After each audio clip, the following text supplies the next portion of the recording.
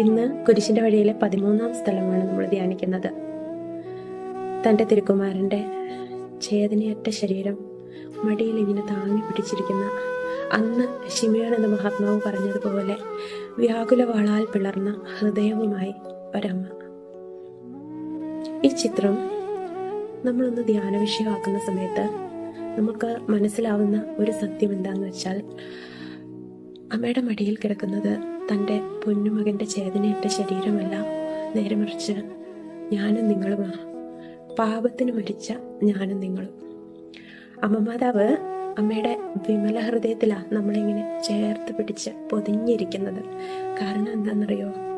കാരണം അമ്മയുടെ തിരുക്കുമാരൻ്റെ തിരുരക്തത്തിൻ്റെ വിലയാണ് നമുക്ക് ഓരോരുത്തർക്കും ഉള്ളത്. ആ സത്യം അമ്മയോളം അറിയുന്ന വേറെ ആരാ ഉള്ളേ? ഇവിടെ നമ്മൾ ചിന്തിക്കേണ്ടത് എന്താ? അമ്മയുടെ മടിയിലാണോ നമ്മൾ എന്നുള്ളതാ ചിന്തിക്കേണ്ടത്. ഈ ഒരു സമയത്ത് ഈശോ പറഞ്ഞത് നമുക്കൊന്ന് ഓർക്കാവേ.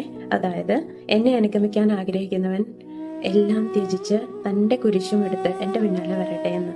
അപ്പം നമ്മൾ ഇതുപോലെ നമ്മുടെ അനുദിന ജീവിതത്തിലെ കുരിശും എടുത്ത് ഈശോയെ പിന്തുടർന്ന് പാപത്തിന് മരിച്ച്, അതായത് തിന്മയ്ക്ക് മരിച്ചു കഴിയുമ്പോൾ നമ്മൾക്കും ഇതുപോലെ അമ്മമാതാവിൻ്റെ മടിയിൽ സുഖമായി ഉറങ്ങാം. ഈ ലോക ജീവിതത്തിന് വേണ്ടി മാത്രം പ്രത്യാശ വെച്ചിട്ടുള്ളവരാണോ നമ്മൾ? അങ്ങനെയാണെങ്കിൽ നമ്മളെ നിർഭാഗ്യവാന്മാർ എന്നാണ് വിളിക്കുന്നത്. ഇവിടെ നമുക്ക് നമ്മളെ തന്നെ ഒന്ന് വിലയിരുത്താം. എന്നിട്ട് നമുക്ക് അമ്മയുടെ കയ്യിൽ മുറുകെ പിടിക്കാം. എങ്ങനെ? അമ്മ നമുക്ക് ജപമാല തന്നിട്ടുണ്ട്. ജപമാലയിൽ നമ്മൾ മുറുകെ പിടിക്കുന്ന സമയത്ത് നമ്മൾ അമ്മയുടെ കയ്യിലാണ് മുറുകെ പിടിക്കുന്നത്.